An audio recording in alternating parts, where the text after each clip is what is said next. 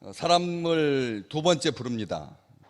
좋은 일로 사람 부르는 것이 아니라 이 사람들은 이 맹인이었던 사람에 대해서 신문하고 그리고 또 정죄하고 또 예수 그리스도를 죄인으로 확정하고 잡고 죽이고자 하여 사람을 오라 가라, 그의 부모까지 오라 가라 그렇게 부릅니다.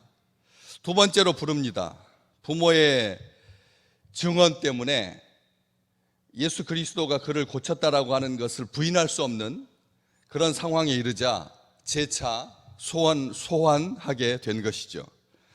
부모도 아주 지혜롭게 대답을 했습니다. 사실은 출교를 당할까 봐 염려스럽고 무서워서 그렇게 직접적으로 예수 그리스도로 말미암아 아들이 고침받았다라고 말은 하지 않았지만 이 아이는 태어날 때부터 맹인이었고 그리고 지금 현재는 본다, 이 사실만을 증언했습니다. 그 사실 앞에서 유대인들은 예수 그리스도의 그 치유를 달가워하지 않고 인정하기 싫어서 맹인이었던 사람을 또 한 번 더 불러서 뭐라고 말하냐면, 너는 하나님께 영광을 돌려라, 우리는 이 사람이 죄인인 줄 아노라, 이렇게 말을 합니다. 법정에서 사용하는 이 말은 사실은 엄격하게 보자면 관용어이기도 합니다. 아간이 범죄함으로 말미암아 아이성 전투에서 참패를 당했던 그 이스라엘의 역사 속에 여호수아는 아간을 신문하면서 똑같이 말했거든요. 너는 하나님 앞에서 사실을 말하라 라고 하는 뜻입니다.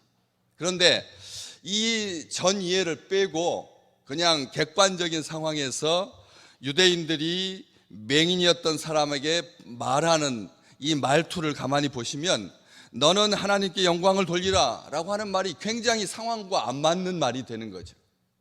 왜냐하면 이것은 일단 우선적으로 하나님께 영광을 돌리고 말고 돌리고 안 하고는 개인의 소관이지 어떤 집단이 어떤 공동체가 한 개인을 향하여서 강요하거나 협박할 수가 없다는 것입니다. 안 그렇습니까? 아무리 같은 신앙인 그룹이어도 이게 하나님께 영광을 돌리라고 말하는 사람은 자기들은 위에 있고 그렇게 말을 듣는 사람은 아래에 있다라고 하는 이런 신앙의 등급을 매기는 그런 상황이지, 이게 진짜 하나님께 영광이 되는 일이어서 이 사람이 하나님께 영광 돌리기를 바라는 마음으로 그렇게 말했을 리는 만무하기 때문에 그렇습니다. 우리는 신앙생활하면서 다른 사람의 신앙에 직간접적으로 영향력을 미치려고 하고 영향력을 행사하려고 하는 그런 경우들이 있습니다. 교회에서 지도자가 되고 교회에서 직분을 감당한다라고 하는 것은 더 낮아지고 더 섬기는 건데, 세상도 그걸 아는데 하나님의 사람들은 위로 올라간다라고 생각을 한다는 거죠. 이 수직적인 개념을 갖고 있어서 자기가 새가족이면, 자기가 평신도면, 자기가 교우면, 자기가 등록 교인이면 위에 있는 사람들, 먼저 신앙생활한 사람들, 직분자들한테는 아무 말도 해서는 안 되고 이제 위로 올라갈수록 아랫사람들에게 말할 수 있는 자격이 주어진다, 이렇게 생각한다면 그것보다 더 어리석은 일이, 그것보다 더 위험한 일이 어디가 있겠습니까? 우리가 감히 누구를 가르치려고 들겠습니까? 신앙을 어떻게 가르치려고 들 수 있겠습니까? 하나님께 영광을 돌리라고 하는 말은 철저하게 자기가 자원하고 자기가 은혜 받아서 자기가 감사함으로 하나님께 영광을 돌리는 거지, 누가 직분으로 이것을 강요하거나 명할 수가 있겠습니까? 때문에 이것은 아주 복합적인 용어이기도 하지만, 그런 표현이기도 하지만 1차적으로는 우리의 그 완악함을 잘 드러내는 그런 표현입니다. 또 하나는 너는 하나님께 영광을 돌리라 라고 말하는 것은 그가 만약 눈을 뜨지 못했다면 하나님께 영광을 돌려야 할 아무런 이유가 없게 되는, 다시 말하면 무엇을 받아야지만 하나님께 영광을 돌린다라고 하는 이런 굉장히 이 징벌적인, 상벌적인 그런 차원에서 하나님의 영광을 바라보는 것이 된다는 거죠. 오히려 더 보지 못했을 때 이 사람의 삶은, 이 사람의 생애는 평탄했습니다. 보니까 법정에 끌려다니게 된 것이죠. 치유를 받지 않았다면 아무도 간섭하지 않았을 텐데, 치유를 받았더니, 눈을 뜨게 되었더니 오라가라고 하면서 하나님께 영광을 돌리라 말하고 하니까, 이것은 이 마음속에 좋은 일이 생기면 감사하고 나쁜 일이 생기면 하나님 앞에 원망해도 된다라고 하는 면허증과 같은 그런 말이다라고 하는 것입니다. 이거보다 더 위험한 일이 어디가 있겠습니까? 이거보다 더 기복적인 것이 어디가 있겠습니까?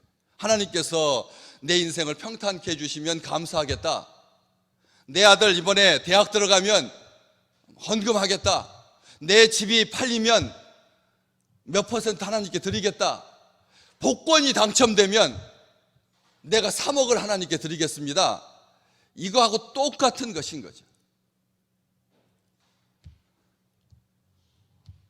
한 가지 더는, 너는 하나님께 영광을 돌리라 라고 하는 그 말은 주님께 영광을, 공을 돌리기 싫어서 예수 그리스도에게, 젊은 예수 그리스도에게, 메시아라고 사람들이 이해하고 있는, 선지자라고 이해하고 있는 이 예수에게 공을 돌리고 싶지 않아서, 그래서 하나님께 영광을 돌려라.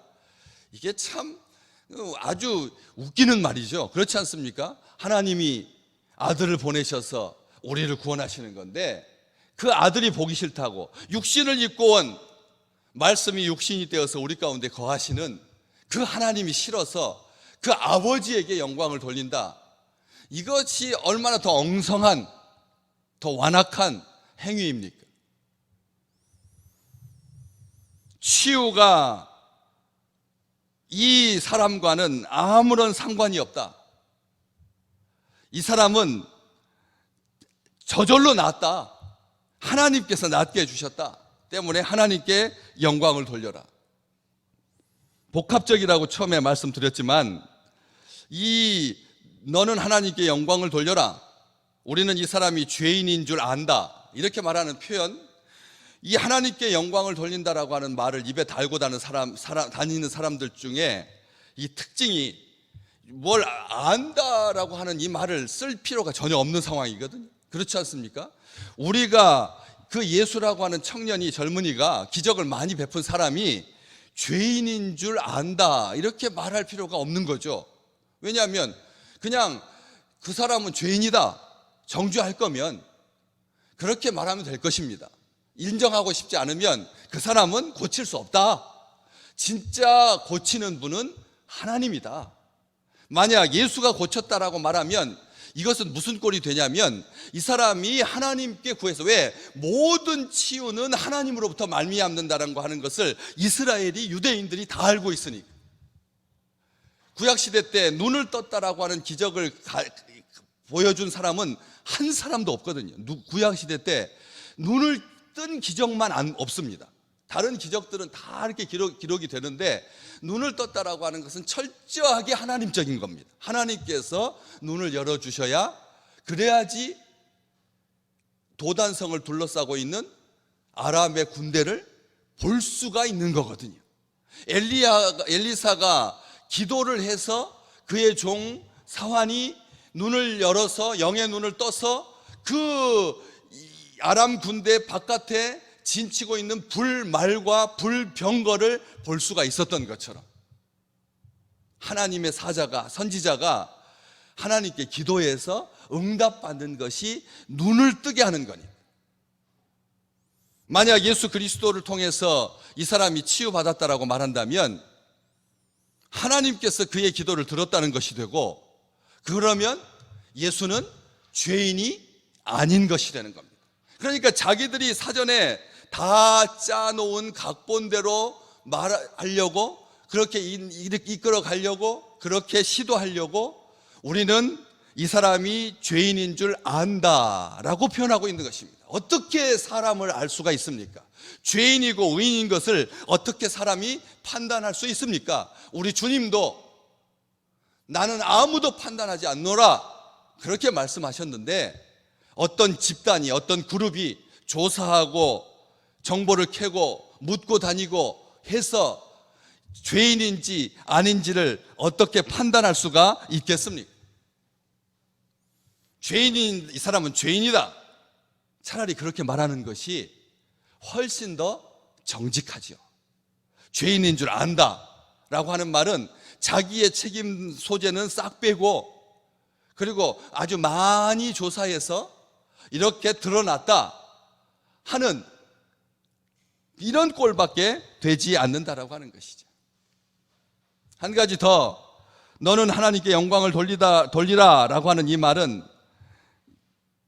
전리품 중에서 얼마를 취했을 때 정직하게 자백하라 라고 하는 그런 역사적인 근거가 있는 말이면서 동시에 맹세하라고 하는 말과 연결되는 말입니다. 하나님께 영광을 돌려라 라고 하는 말은 맹세하라 라고 하는 말과 같은 말인데, 하나님의 영광보다 이 맹세하라라고 하는 말, 이 말은 하나님께 영광을 돌리라라고 하는 말은 맹세하라라고 하는 이 맹세가 하나님께 영광을 돌리는 게 아닙니다.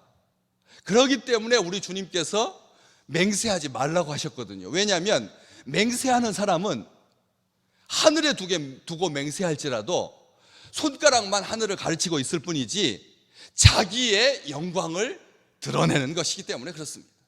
맹세한다라고 하는 그 행위 자체가 자기를 더 영광스럽게 하는, 하나님께 영광을 돌리기보다는 자기 자신을 영광스럽게 하는 그런 숨겨진 욕망이고 교만이기 때문에 그렇습니다. 그래서 우리 주님께서 맹세하지 말라고 하셨습니다. 그것은 오히려 하나님을 모독하는 것이기 때문에 땅으로도 말고 하늘로도 말고 바닷물로도 말고 땅속으로도 말라. 거짓을 감추기 위해서 무분별하게 경솔하게 맹세하는 행위들을 우리 주님께서 금하셨던 것처럼 맹세하라 라고 하는 그 말은 하나님을 경외하는 것처럼 가장하고 그렇게 보이지만 거짓될 뿐이라는 것입니다. 맹세 자주 하는 사람은 사기꾼일 가능성이 큽니다. 이렇게 친구들을 사귀시면서 말끝마다 맹세하고 믿어라고 말하고 내 말이 참이라고 말하는 사람은 거짓인 경우가 많다는 겁니다.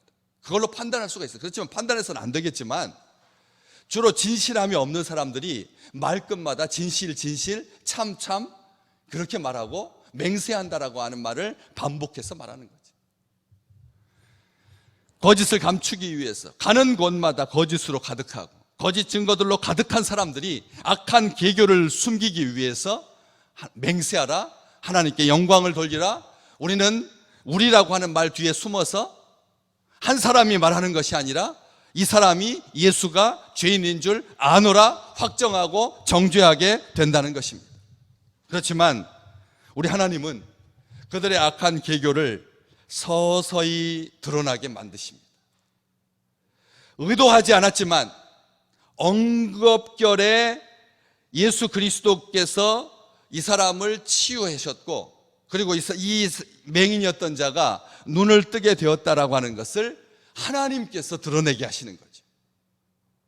숨기려고 할지라도 예수 그리스도께서 고치셨으니 의인의 간구를 들으시는 하나님께서 영광 받으시고, 그래서 하나님을 경외하는 자들의 소원을 이루어 주신다라고 하는 시편 기자의 그 고백처럼 하나님께서 우리의 마음속에 오늘 또 선한 의지를 두시고 행하게 하셔서 하나님께서 영광 받으실 줄로 믿습니다. 우리 속에 선한 의지를 갖게 하시고, 그래서 하나님의 뜻이 이루어지는 놀라운 하루가 될 것입니다. 하나님은 감춰진 악을 드러나게 하시는 분입니다. 악을 통해서도 하나님은 모든 것이 합력하여 선을 이루시는 분이신 거죠. 두 번째 불러서 이 불쌍한 사람을 신문하고 정죄하고자 했던 악한 그 의도를 하나님께서 아시고 하나님께서 그들을 대적하고 계시는 겁니다. 맹인이었던 이 사람의 입술을 통해서 그가 죄인인지를 내가 알지 못한다. 25절 말씀에 한 가지 아는 것은 내가 맹인으로 있다가 지금 보는 그것입니다. 하나님께서 그를 고쳐주셨고 예수 그리스도를 통해서 그 일을 나타내셨고, 그래서 하나님께서 모든 것을 선하게 하나님의 뜻대로 이끌어 가시는 그런 놀라우신 하나님의 역사가 오늘 우리의 삶에 똑같이, 이 사람이 예수를 잘 믿어서 구원받은 것이 아니라 주님께서 지나가시다가 불쌍히 여기셔서 그를 고쳐주셨던 것처럼 우리를 위해서 중보하고 우리를 위해서 간구하고 계시는 주님의 그 놀라운 기도가 우리의 삶에 응답되는 하루가 될 줄로 믿습니다.